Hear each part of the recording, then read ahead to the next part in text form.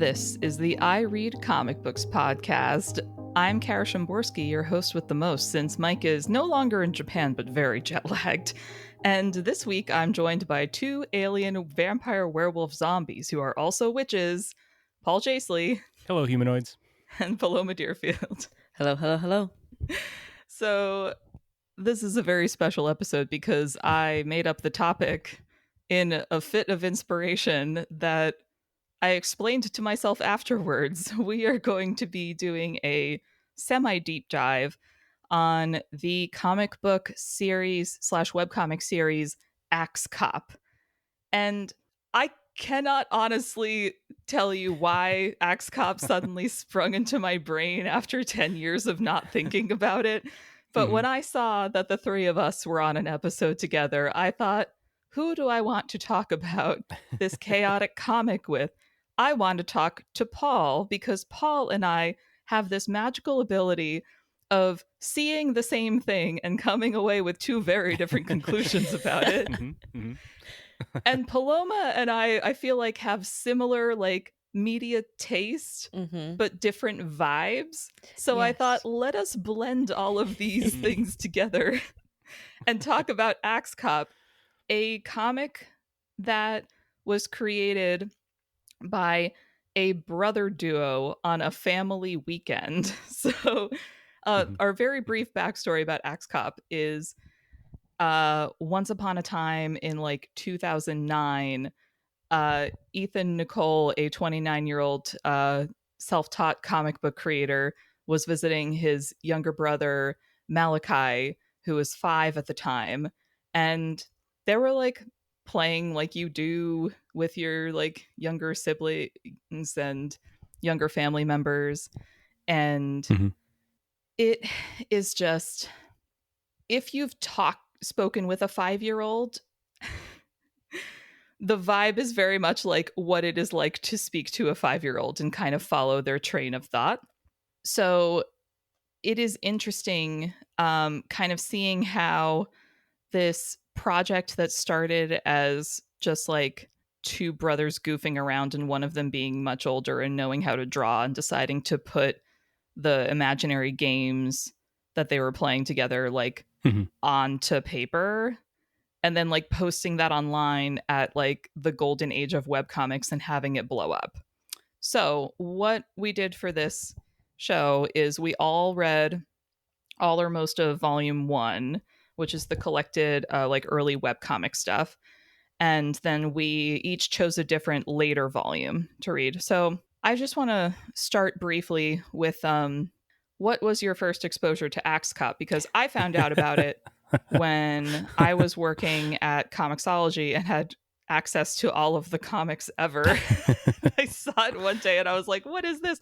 And I remember being delighted, but I could not tell you what volume I read or what the plot was. I just remember being like, Axe Cop, this is so awesome. Is a cop with an axe. That is it.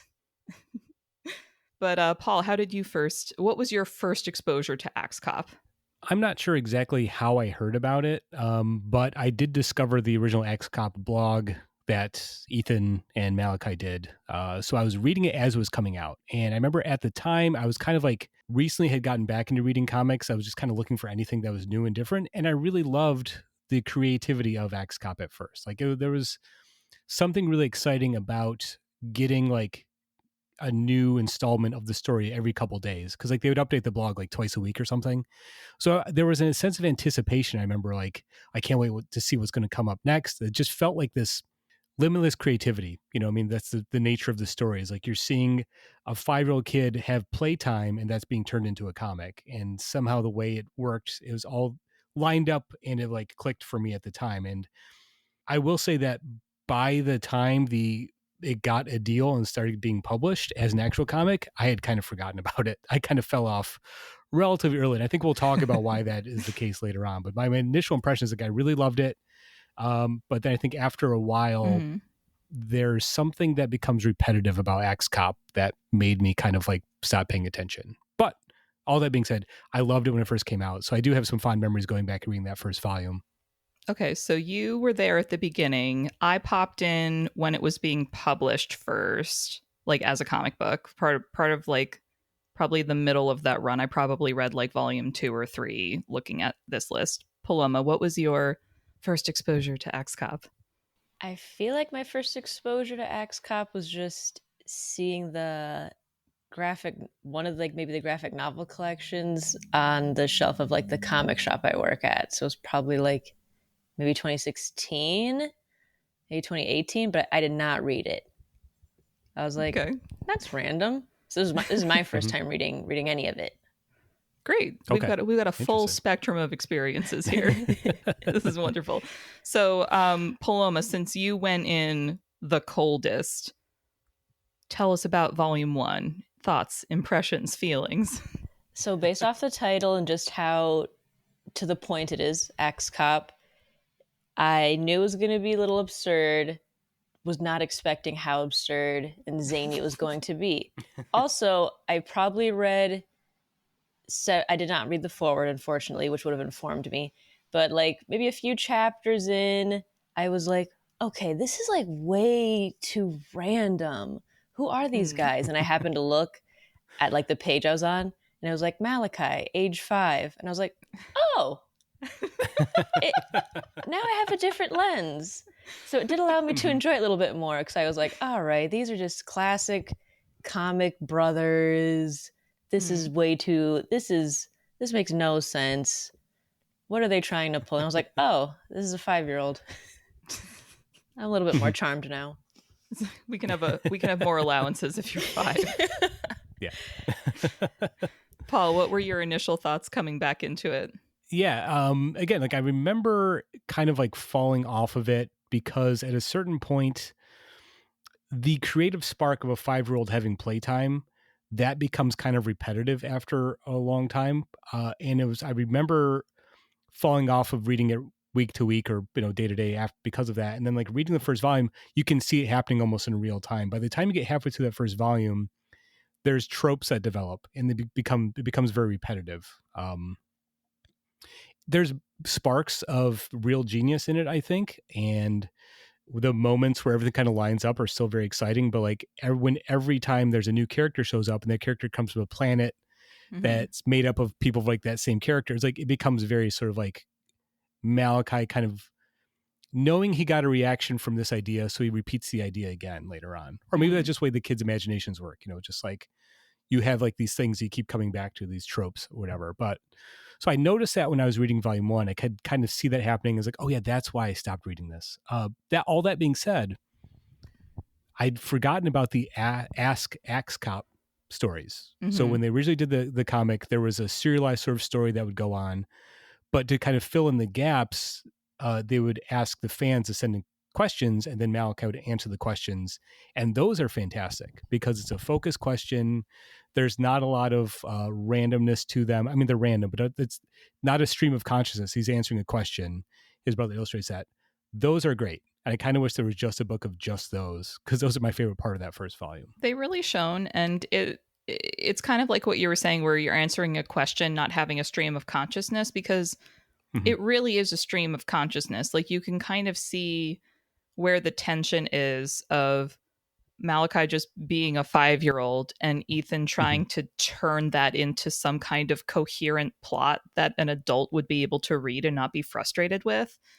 So I feel like maybe that's part of where like you were getting frustrated or wanted to drop off of reading it, because you kind of feel like, oh yeah, we've like heard this before, because Paul, like you were saying, oh, Malachi got a reaction and went with it.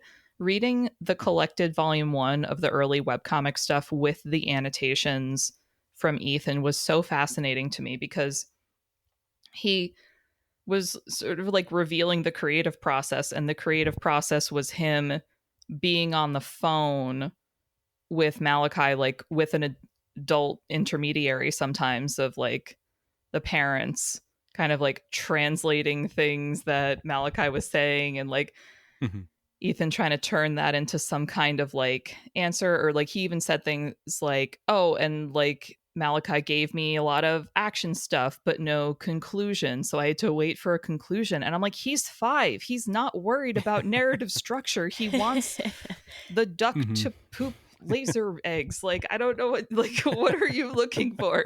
So there's all these like you were saying, all these zany characters that when you're reading them and you think about like the 5-year-olds you have been or known in your life, you're just kind of like, Mhm. yeah, of course the wrestler has socks for arms that are also boomerangs, and also like Yeah. there's a baby man that's a man in a baby suit who also has like powers. Like um all of the characters have like, and then this power and then this power and then this power. It's like Mhm. there's this semi-viral video that like pops up on my Instagram feed every so often that's like how like people adults think that girls are playing. It's like, oh, dear diary, today I saw a butterfly, and really it's like she's swaddled in a blanket and she's like, sisters, we must escape the ravages of war. Quick, flee into this tunnel. I have wolf powers. I must commune with the moon. And I'm like, yes. But it's like, and then they have like well, Mhm. if you have wolf powers, then I have wolf powers too. And my wolf powers also include that I can fly and I can sing and talk to birds. And it's just like, it keeps going Mhm. and going and going. So anyone who's like interacted with children is just like, yes, this is what it's like to interact with a child. But like anytime there's like I feel like a plot is being forced, I'm just kind of like, Mhm. oh, it's a little less special now. But also, if it was just Malachi's like stream of consciousness, it wouldn't be engaging in a comic book format, because you're like, but I'm here to read a story. I'm not Right. an active participant in this imaginary play session, which I think Mhm. if you were like part of that conversation, then you would be more engaged and be like, oh yeah, and I am a big robot and I have a jetpack and I sleep on the moon, but only when I'm tired, which is once every 3 weeks. Like, stuff like that.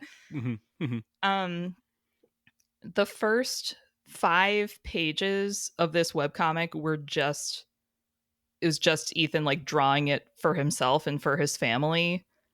Yeah. And after that, like, I don't want to be that person who's just like, the art was less pure once it became commercial. But after that, like, Mhm. yeah, this is so wonderful that you captured this spirit of imaginative play that your little brother shared with you this family weekend. But I don't know if you guys have interacted with a 5-year-old recently, but I'm pretty sure Malachi like totally moved on from this story after that weekend. And it was only like Sure. Ethan talking to him Mhm. about it constantly that kept him like even remembering what Sure. happened. Yeah, and I think that comes across after those first initial few pages, where it's just like, obviously I don't expect a lot of character development out of this for a Mm-hmm. number of reasons, particularly the way it's created, but like, yeah, you kind of lose when there's an attempt to make a cohesive story or to recall characters, it does feel forced at times.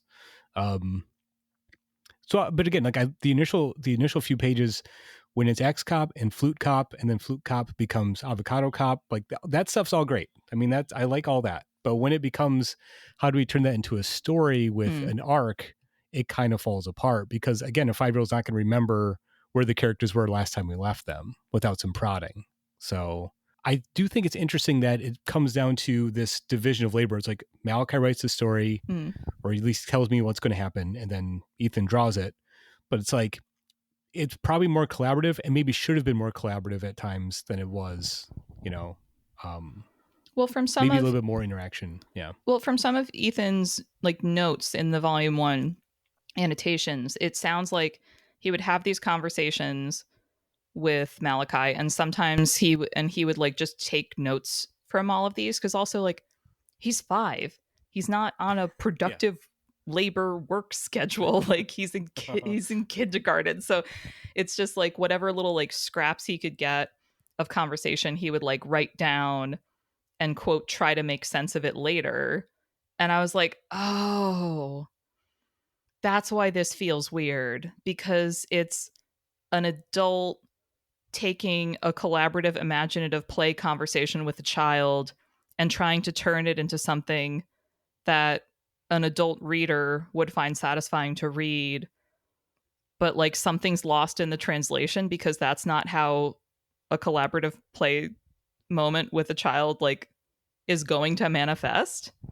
Mhm. There's Mhm. just different things that are expected of you if you're writing a story and like trying to like make a plot and, like you said, character development. Yeah. You know what this made me think of while we were on this magical journey?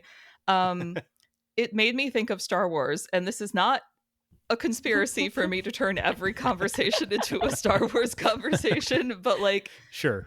I saw a post online the other day that was like George Lucas in the desert 50 years ago. Yeah, sure, like put that alien guy in the background, and it's like fans today. I can't believe they turned Bleep Blorp green in the new movie adaptation. Like, you know. Right. Yeah. And so it's just kind of like when you're making something, you're not always thinking about like over-engineered continuity or like making things make sense. Right. And it just like made me annoyed at Disney's entire High Republic endeavor, which is so over-engineered. It's like, you have the elements of a Star War, but you're not George in the desert like making his shoestring budget genre movie. It's just going to be different. So yeah. I don't think that's too far of a leap to make because, the first few chapters of X-Cop, there is this like wonderful DIY aesthetic to it. Like the drawings are like, I mean, Ethan's a good comic book artist, but it kind of just feels like, again, like a webcomic made to entertain himself and his family. There's something sort of like ramshackle about it. By the time we get to the second half of that first volume where they have the ultimate battle, that's where it becomes like tries to be a bigger story. There's like so many new characters get introduced. The stream of consciousness keeps falling apart because there's no dramatic tension. Like everything's solved via Deus Ex Machina. There's always a bomb that only kills bad guys all the time. It's like, okay, how many more times can you go to that well? And it's like, I think that story in particular is a fascinating example of like that delicate balance between the two creators, how to make it function as a story, but also just be fun for a 5-year-old to like make up. Thought you were talking about Superman for a minute there, Paul. Like, what if you Right? can always win so easily? What is the point? Where is the tension? That's a separate conversation. We'll save that for another episode. Okay. I do want to talk about a couple of the Ask Cop files. I'm going to pick on these in particular because in our show notes, I saw that some things that I wrote resonated with Paloma. So, Paloma, we're going to unpack a couple of these Ask Cop panels, little webcomic nuggets. So there's this one where actually both of these that we're going to talk about are sort of about representation of readers of this webcomic writing in and essentially being like, why is every character a boy? And so the first one of this is question was asked that was like, are you going to have any girls on the Axe Cop team? And they come up with the character, the best fairy ever, and the best fairy ever has like multiple poison techniques, and she can like slice through the bad guys' stomachs with these swords, and like she's so awesome. And I was like, cool. And then we get to the annotation, which again, if I hadn't read this in the collected volume, I never would have known and or been enraged by the backstory. But the annotation is Ethan explaining that he like called up to find out like Malachi's fairy take, and his like dad read out some notes that he had written down that Ethan like wrote off as being like the influence of the sister. And because it was all like, she's a fairy princess and she has so many sparkles and beautiful dresses and jewelry and like going on and on and on. And Ethan was basically like, no, that's the sister's influence. I don't want that for Axe Cop. And then called again a month later and was like, Malachi, do you remember the fairy that you came up with? And he was like, yeah. And then like didn't remember any of it because he's 5 and a month is an eternity. And so then they like made up a new character and that was the best fairy ever. But I got so mad reading that because I was like, okay, so a girl in your family told you what she wanted to see in a girl character. And like, sure, there's elements of the media and society are telling her that there is a specific way of being a girl. So maybe that's influencing what she's saying should be the girl character. But like a girl told you what the girl character should be and you ignored it. You chose to ignore it. I have big feelings. Paloma, your thoughts, please. Yeah, sometimes I think the annotations just bite Ethan in the butt, perhaps. But the influence of like the sister, but then also I'm like, Ethan, you're influencing Malachi because you have a greater understanding as an adult of maybe like the vibe of Axe Cop, allegedly. And I also think, valid question from the reader, I don't think a 5-year-old boy is going to care about like girl characters necessarily. It sounds like he has a lot of older brothers. We've never had a girl prior. Um, so yeah, I think like the representation questions are interesting, and then to put the onus, I guess, on a 5-year-old to come up with an answer. It's like a little intense. Yeah. Because like any conversation you're going to have about it with this 5-year-old is going to be somewhat leading with the questions that you're asking, unless you're being like super intentionally like not leading, which I think is really hard for people to do in general. So that's like pressure on the kid, pressure on the adults talking to the kid. There was another Ask Axe Cop in a similar vein where someone wrote in to ask, oh, like Axe Cop, are you going to have somebody on the team who's a different race, because Axe Cop is white or presumably white. The comic is done in black and white, but he doesn't really have any kind of grayscale skin tone added. And what you were saying, Paloma, about Ethan kind of like, did you need to write these annotations, Ethan? Yes. he like wrote like, yeah, this was like like a friend or a fan who was black who wanted to know if there was going to be like a black character that he could dress up as for Halloween. And so Ethan asked Malachi, and Malachi was like, no, it's a merman king who is peach colored. And I was like, well, yep. Yeah, because a 5-year-old doesn't give a shit about skin color. I like know. they want the mermaids Right. and dragons and stuff. So it's like, again, like what in the Obama years is this shit? I know. And now I'm like, I have to cancel Malachi because he said no.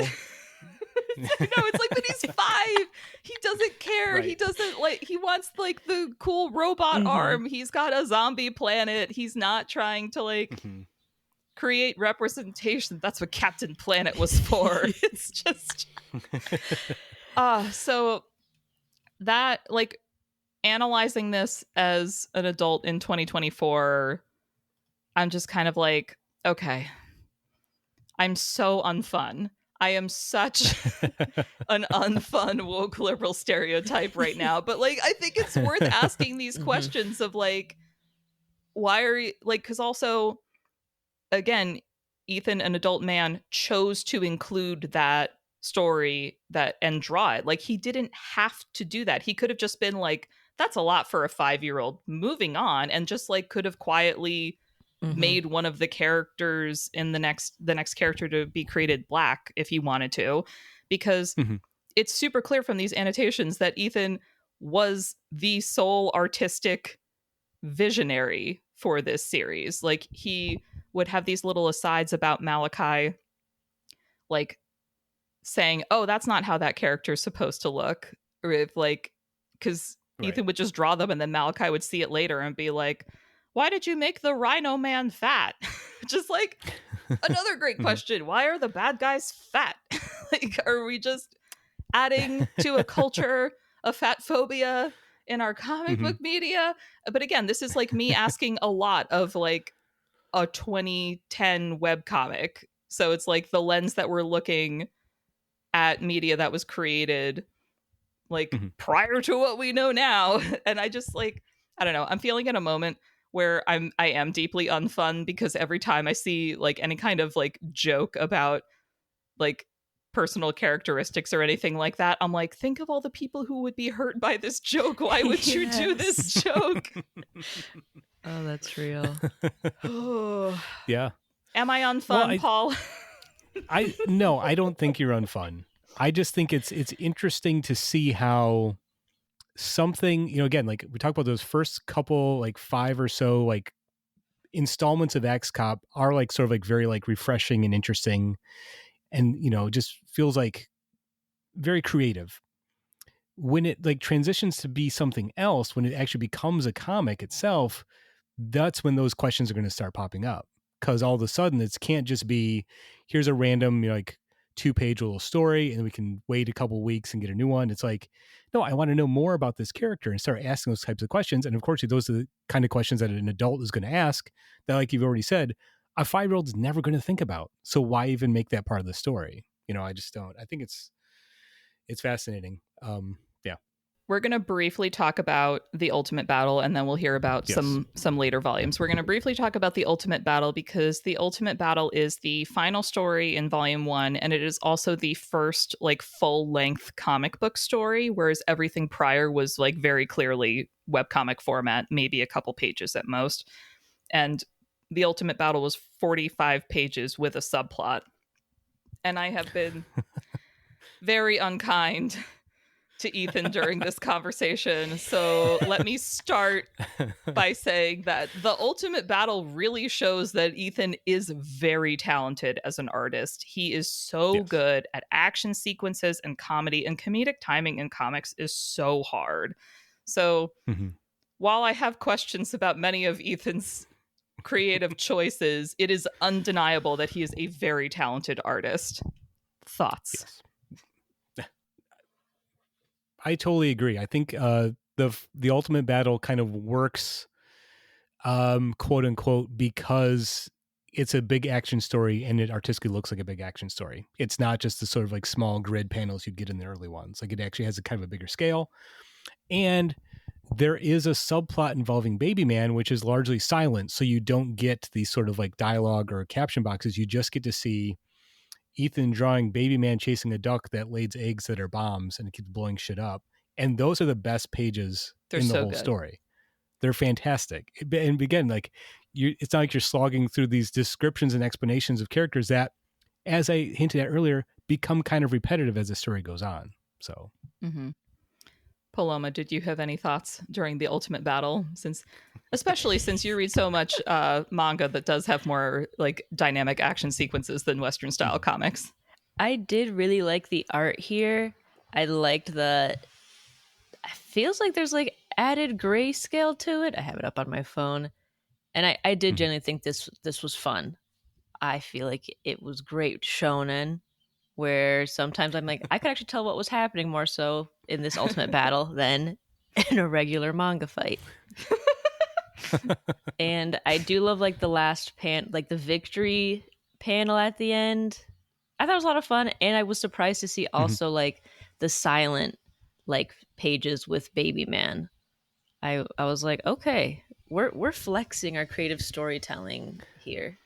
Yeah. The one panel of like there's like a giant egg on legs, tormenting this city, like just total like Godzilla vibe, except it's an egg and everyone's like, oh my god, it's an egg with legs. And I'm like, this is what I'm here for. Thank you. I mean, that raises something in my mind that I know you made a little like dig at Superman earlier, Kara. And I know with that love, look, Paul, with love. I understand that. I understand that. And my thought has been rattling my brain since you mentioned it. It's like, yeah, sure. If XCOP had the Phantom Zone projector, like it'd solve all of its problems. Like that would be the ultimate solution. But earlier today, before we recorded, I was reading a comic book that featured Plastic Man and Detective Chimp. And I was like, I fucking love these characters. And it kind of reminded me, was like, why do I love Detective Chimp and got excited when he showed up versus something like this, where at a certain point I'm like, okay, the creativity kind of like wears off at a certain point for me. Because the childlike wonder doesn't match up. Paul, it's because Detective Chimp has character development and speaks like an adult. It's not, you're not having like 5-year-old level dialogue out of Detective Chimp. I was thinking about this too, like thinking of the thing that I always say about Archie comics, where like Archie comics are written by adults for a child audience about teenagers. So it's never going to actually be about teenagers. It's going to be about an idea of teenagers that has been made child friendly.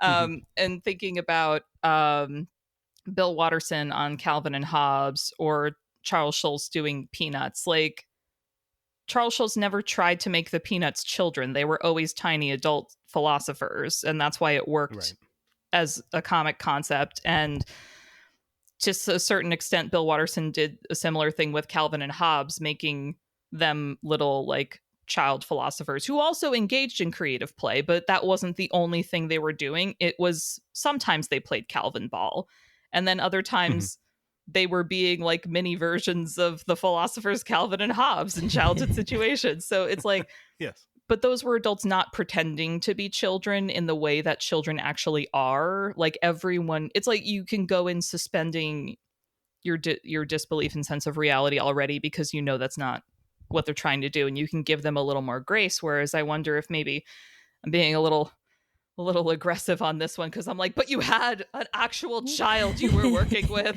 There are implications. Anyway, so we jumped from volume 1 and the webcomic origins to hop into more of like an established comic book series. Axe Cop had, at the time of recording, 6 volumes and 2, like a web series and a animated television series that went for 2 seasons. So it's kind of like the webcomic blew up and then it became more produced. It seems like the last like update from Axe Cop was 2017. So there was about this like 5-6-ish year period where they were producing a lot of stuff. And then of course Malachi grew up, and we'll get into my feelings on that later. But first, Paul, you jumped in at volume 4. Please tell us about volume 4. Yes, this is volume 4, Axe Cop, President of the World. And this is from 2012 into 2013. So at this point, Malachi is 8 years old and Ethan is 32. And I don't know. I think at this point I was expecting maybe kind of hoping for some character growth or some development, and there's not much. It still kind of feels like the same thing, but it looks, like a fully produced comic. I love the DIY aesthetic of the original one, but like this one, it's fully colored. The layouts are a little bit more like traditional Western superhero comic layouts. The action is more sort of like wide scale cinematic. It looks really nice. And I think Ethan as a comic book artist has gotten stronger ever since those early comics. So you can see that. There are also some interesting ideas in this. Like the first page in it, you realize Axe Cop is having like a bad dream and it becomes like a premonition. It's like, okay, like Axe Cop feels a little bit more complex than the first few issues. But as the story goes on, I started noticing all the same tropes from the original ones. Like at a certain point, there's a new member on the team named Goo Cop, who's a cop made out of goo. And it turns out he got splashed by goo and he turned into goo. It's like we've seen that happen so many times in Axe Cop. By the end of the story, he gets his own planet made entirely out of goo. So I'm like, okay, we can do the planet thing with the same character. It feels repetitive. All that being said, there are a few brief moments that I thought were very clever in this book, and a couple things that really made me scratch my head. One thing I did love is there's a moment where Axe Cop tries to put together a team, and he has a pencil, like a giant pencil, that anything he draws will become real. So he tries to draw a bunch of people that have like guns in their stomachs, but it's revealed that he's not a very good drawing. He's not good at drawing. He's like, I'm not a good illustrator. It's like, man, drawing is hard. So they all like look terrible. And I kind of like, is that a weird meta commentary that Malachi is making? Like, I want to do this on my own, but I'm not good at drawing or as good as my brother.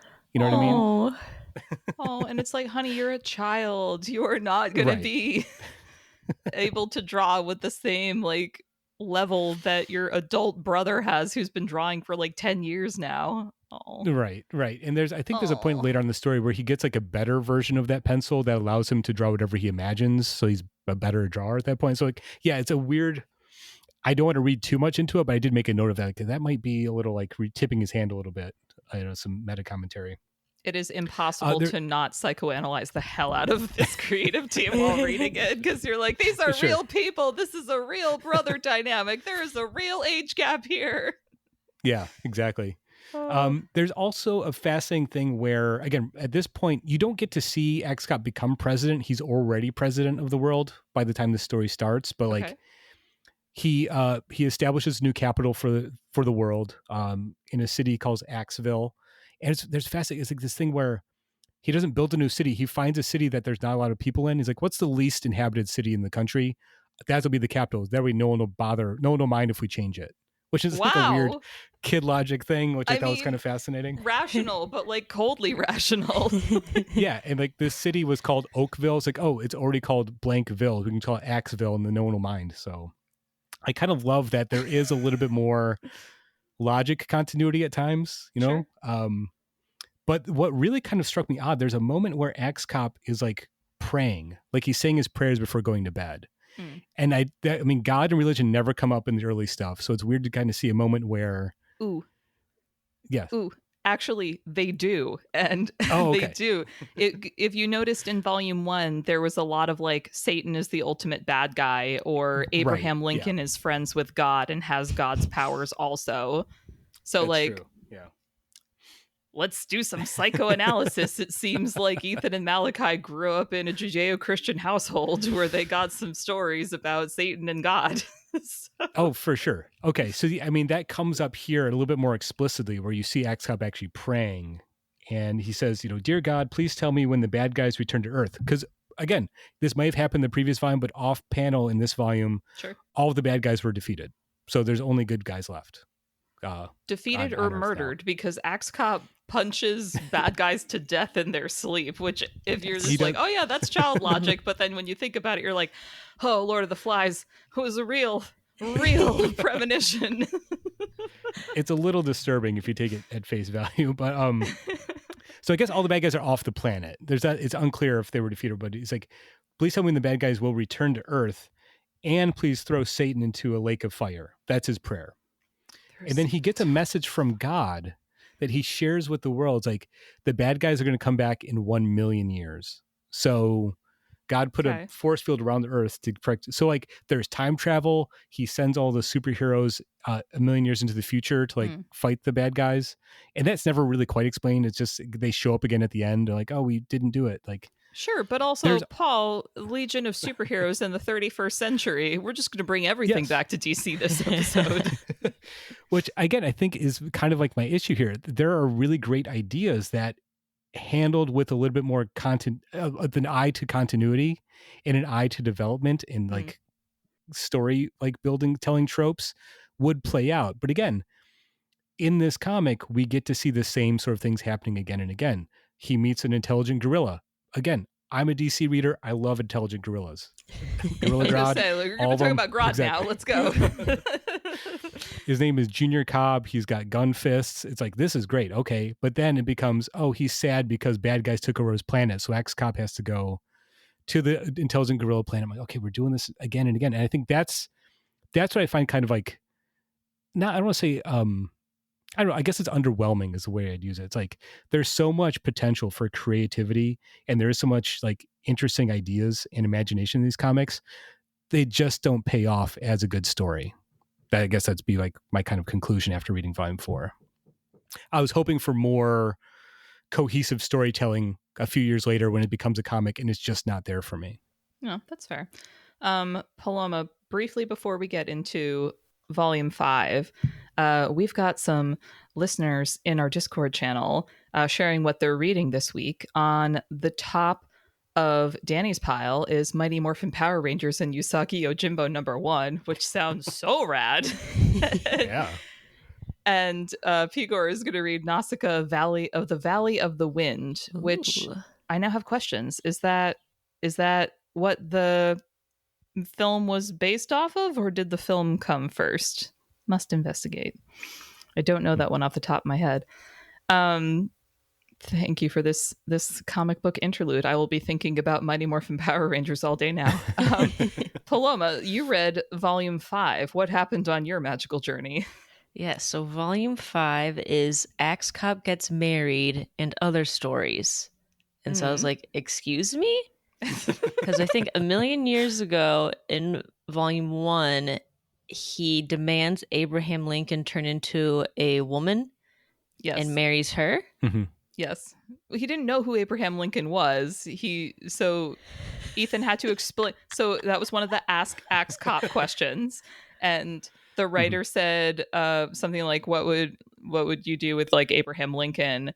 And Malachi was 5 and didn't know who Abraham Lincoln was. So thought he was a girl at first. So this is where we got the whole like Ethan explaining Abraham Lincoln in brief to a 5-year-old, and then the result being well, Abraham Lincoln is best friends with God and has all God's powers, so would like defeat the bad guys, and then we would be best friends, and I would marry him, but he needs to be a lady, so let's turn him into a lady. And there were a lot of like, there were actually a few different Axe Cop ones that were like, oh, I would marry my best friend, but they need to be a girl. Where I was just like, let's unpack this in therapy. But but also it's just like, you're 5, right? You know whatever you're surrounded with. So if you're just surrounded by straight couples, that's all you know. So of course you would be like, logically, the one of the boys must turn into a girl. Anyway,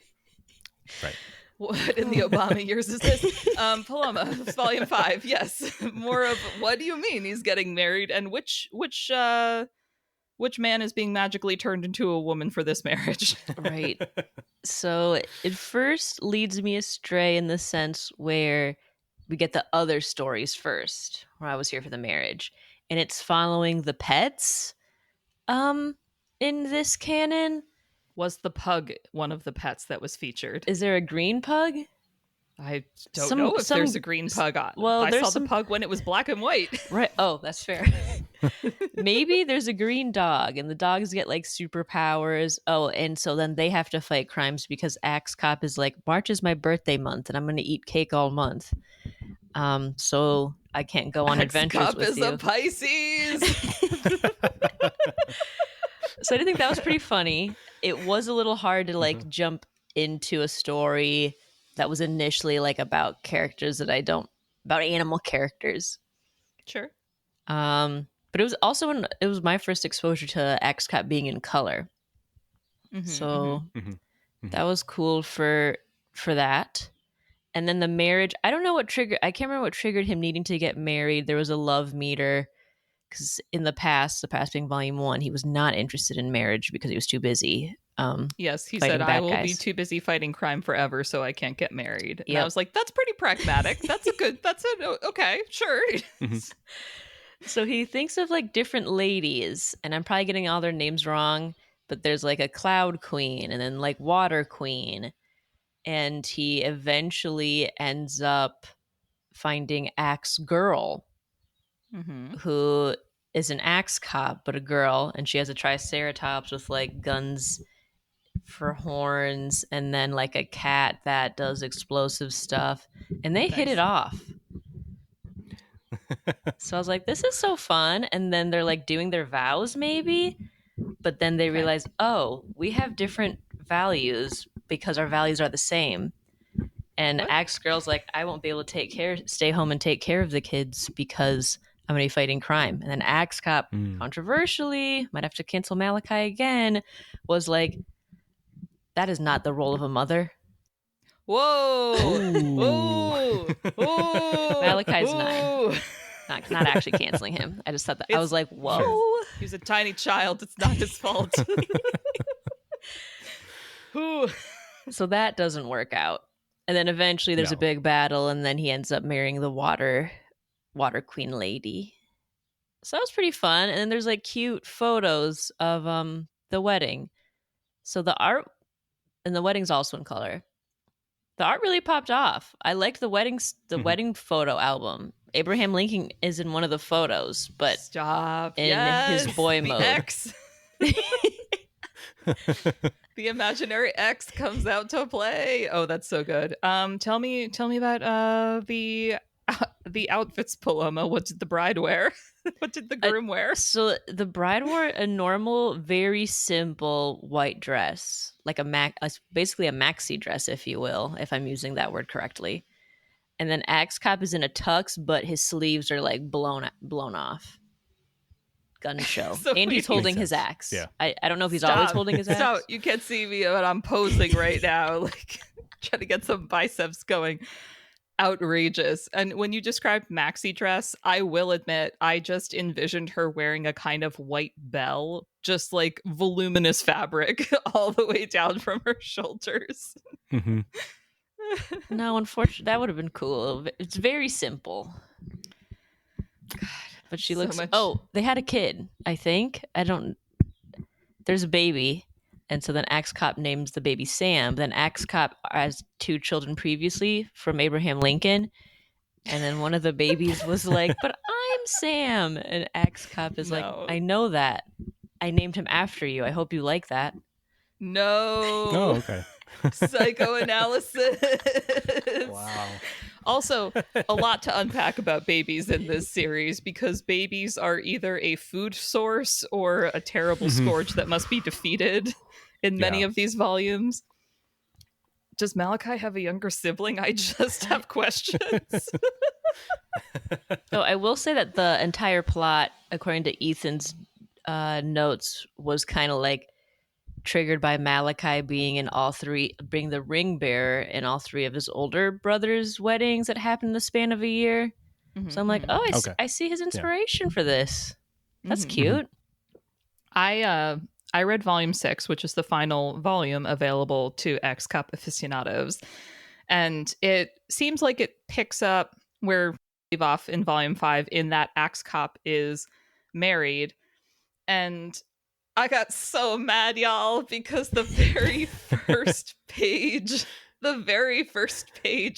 of this volume is, which I wrote in all caps in my notes, Axe Cop leaves his wife to be president of the world and care for all the alien babies while he rides off on his dinosaur to chop bad guys with his axe because he is bored and only wants to fight. Why are men? Man. So I'm just saying there seem to be a lot of like very specific ideas about traditional gender roles, quote unquote, and I'm really not here for it. No. But also it's like, because, and you know, it's like, on the one hand, you could be like, how wonderful that he just like gave over presidency of the world to his wife so that like she could like take care of things and be responsible and so on and so forth. And look, ladies can lead too. Vote Harris Walls. And it's like, no, he's leaving her with all of the hard work because he's bored and wants to like chop up bad guys because that's funner. And like, what if she wants to have fun, my guy? What if she doesn't want to pick up after you all the time? Like, I mean that's really interesting, because again, like, so much of Axe Cop's appeal is the sort of absurdity and limitless imagination, and then when it comes down to gender identity or gender roles, there's no imagination whatsoever. Like, that's an interesting thing to kind of unpack, maybe for a different episode or a different conversation. But I do think it's interesting that these keep coming up, and that's the one thing like Malachi can't think differently about in some way. Which again, he's 10. He's 10 years old by this point. Cool. Right. I'm just like, my dude, when you get to college, consider taking a gender studies course, please. It's fine. But you know, this is kind of where I started getting sad. Like, I did not finish reading this volume. This volume was all about like bringing back the planet concept. There is a planet of captains.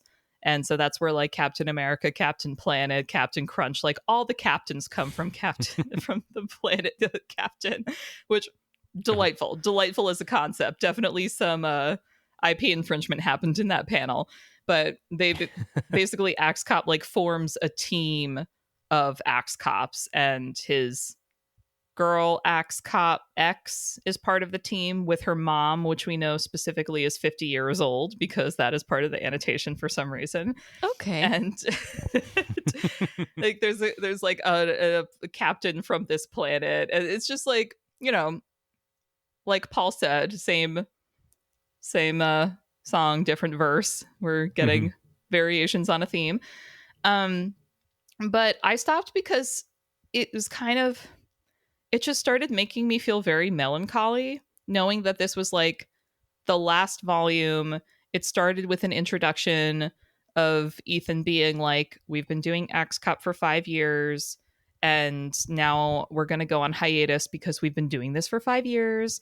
And I want to see if Malachi like wants to be more involved with the process and wants to try writing by himself. And is like, that was like 10 years ago now, and like nothing else has happened. And I'm like, yeah, because he grew up, and like maybe he didn't want to like play this game with you anymore, because that's developmentally normal, because he was entering his like pre-adolescence, and the things that excited him when he was 5 are not going to be the same things that excite him when he's 11, 12 and beyond. And that's Right. normal and fine.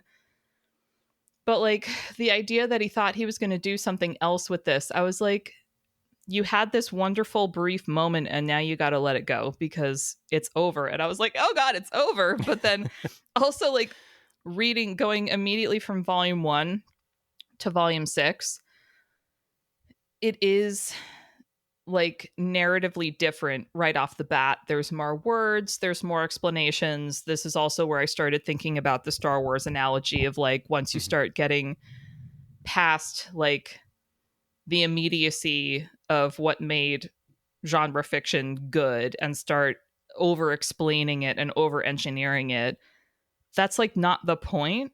And there was like so many extra words almost in this volume that Mhm. it was like hard to concentrate, because you can see where the childhood logic is still there, but now there's kind of a focus on making it make sense more. So you're having like, I think, a version of Malachi trying to like build off of the previous stuff. But again, you're in a very different place developmentally when you're 5 versus when you're 10.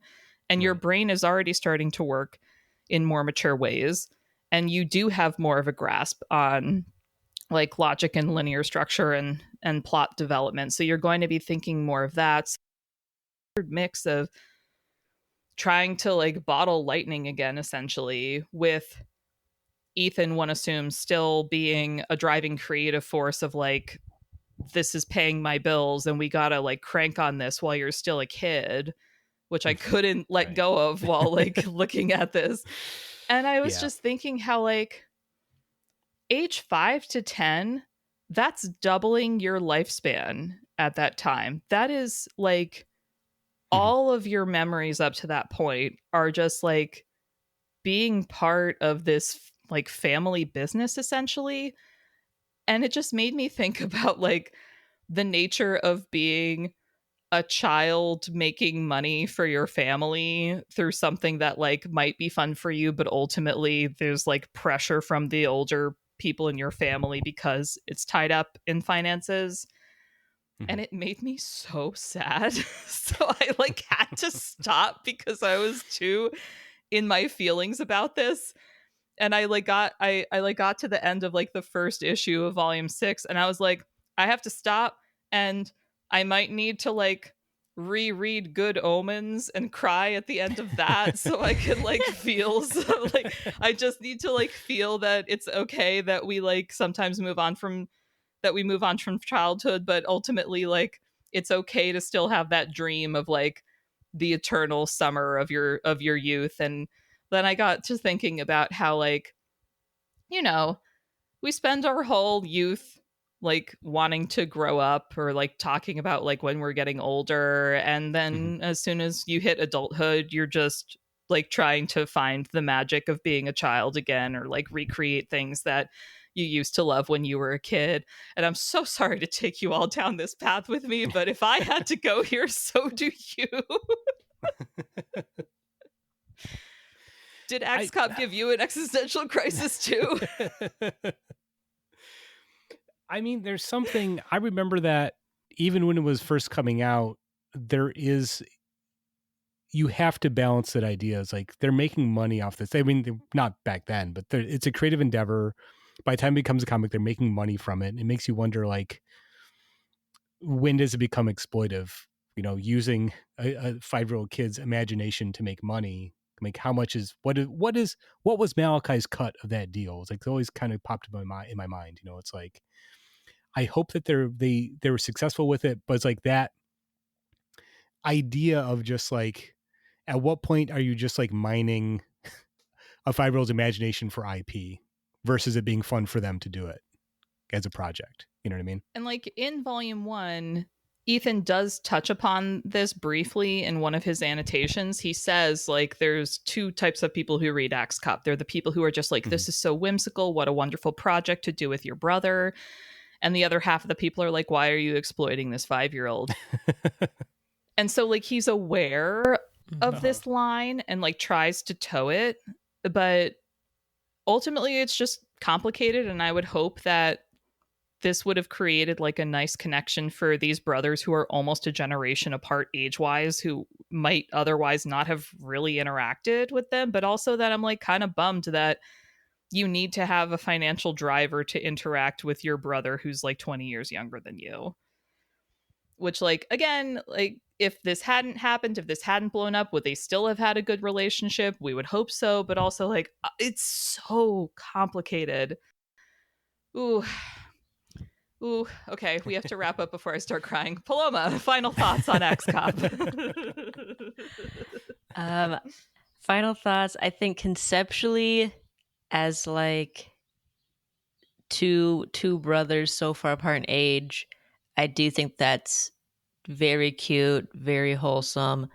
I feel like in the webcomic sense, like that's beautiful. I feel like way less muddled back in like the glory days of webcomics. It's not for me, but I appreciate the whimsy. I do love a black and white webcomic, and I think the early stuff, the volume 1 stuff, is a lot of fun. Paul, final thoughts on X-Cop.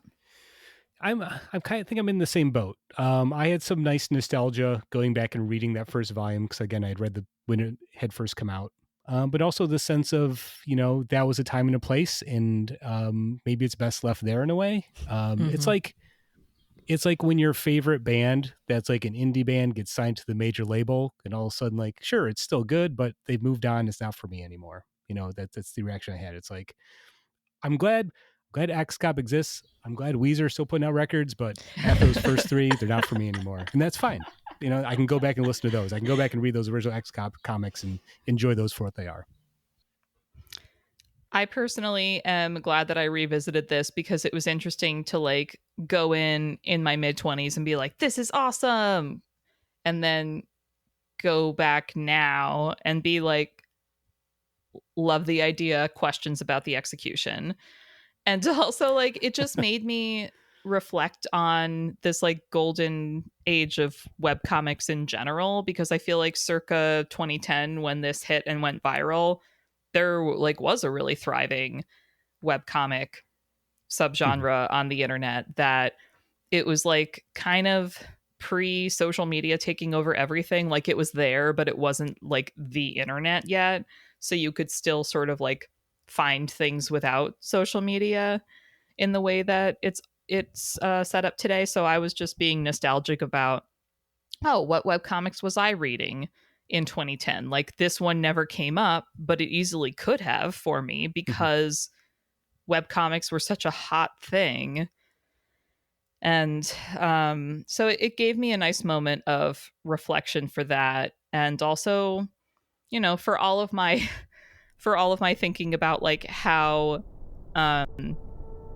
there's so many different questions that I have about the actual construction of this book in terms of the brother relationship. I'm still kind of like, good for you for a brief moment making money doing something creative that you are fully in control of, because that's so rare and it's so special. If you're like one of the people who can like nail that, like good for you. Like you're not going to become rich doing X-Cop, but like maybe Malachi can go to college and not have to worry about taking out student loans, and maybe Ethan could pay rent for the last like 10 years and not worry about it. Like, so I do think this, hopefully made a meaningful difference for them financially as well as family wise. And clearly like there's a ton of fans of X-Cop who have had a real enjoyment in getting in touch with their own